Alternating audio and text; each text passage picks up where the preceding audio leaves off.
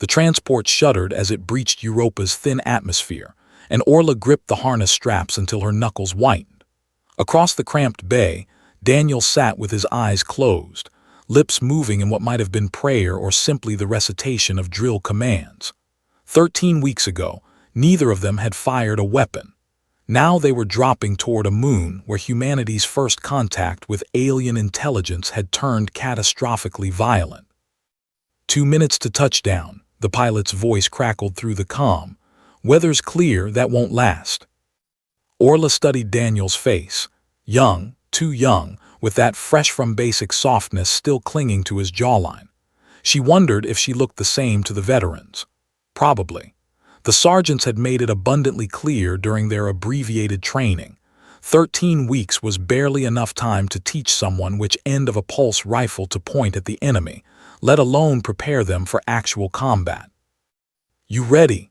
Daniel's eyes were open now, fixed on her with an intensity that didn't match his trembling hands. "No," Orla said honestly. "You." "Not even close." The transport slammed into Europa's icy surface with a crunch that rattled Orla's teeth. The rear hatch blew open, flooding the bay with Europa's pale, rust-colored light filtered through the biodome's damaged panels overhead. Squad leader Sergeant Chen was already moving, her powered exosuit humming as she gestured them forward. "Move, move, move. Orla, Daniel, you're on point with me. Rest of you secure the perimeter." Point front of the formation, where the fighting would hit first. Orla's boots hit Europa's ice with a soft crunch, the low gravity making her feel simultaneously lighter and more unstable. Her HUD flickered to life, painting the ruined colony in thermal signatures and threat assessments. The Europan research station had been humanity's pride, a self-sustaining city of 3,000 souls drilling into the subsurface ocean, searching for life. They'd found it, and it had followed them back up. "Contact's 300 meters, Chen said calmly. "Thermal signatures don't match known biologicals. Remember your training, controlled bursts, watch your corners, and for God's sake don't bunch up." 13 weeks of training. Orla could almost hear the drill instructors screaming at them on the firing range back on Mars. "Squeeze, don't pull, breathe. The weapon is an extension of your body." She'd scored expert marksman, which had seemed impressive until she realized they'd lowered the standards 3 times in the past year. The UN needed bodies in armor more than it needed sharpshooters. Daniel moved up beside her, his pulse rifle held in a textbook-perfect ready position. His breathing came quick and shallow over the squad channel. Orla wanted to tell him it would be okay, but the lie wouldn't come. The ruins of the research station loomed ahead, its geodesic panels shattered like broken teeth. Through the gaps, Orla could see movement, fluid, impossible movement that her brain struggled to categorize. The things that had destroyed the colony weren't like anything in the training sims. "What are those?" Daniel whispered. "The enemy," Chen replied flatly. "Doesn't matter what they look like. They die when you shoot them. That's all you need to know." But it did matter. Orla's eyes tracked the creatures as they flowed through the wreckage, and her training seemed suddenly worthless. The Sims had prepared them for human insurgents, for terrestrial combat, not for beings that moved like liquid thought, that seemed to phase between solid ice and something else entirely. "Contact!" Chen's shout came simultaneously with the first plasma bolt. It sizzled past Orla's helmet, close enough that she felt the heat through her suit's insulation. Training took over. Orla dropped to one knee, brought her rifle up, and fired. The pulse caught one of the creature's center mass, and it screamed. The sound wasn't audible but felt, a pressure wave that made her teeth ache. The thing collapsed into itself, folding through dimensions that shouldn't exist. "They died," Daniel said, almost surprised. He fired, missed, corrected, fired again. Another creature fell. The battle became chaos.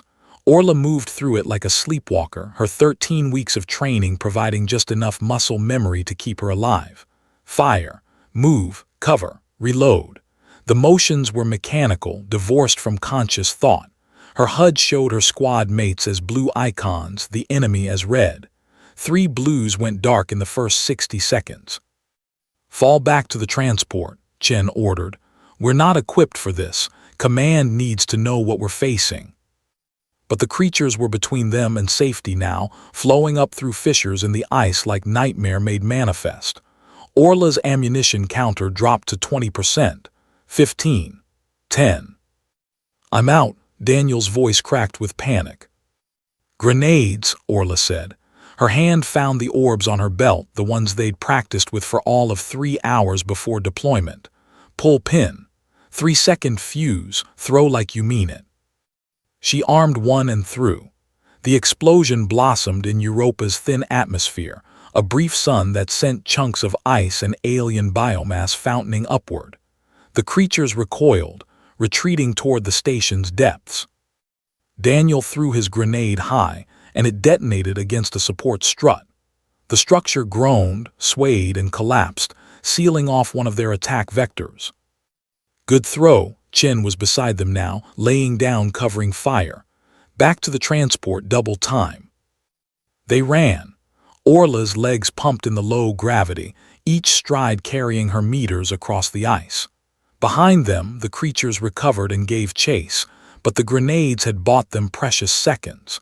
The transport's engines were already spinning up, the pilot ready to lift the moment they were aboard.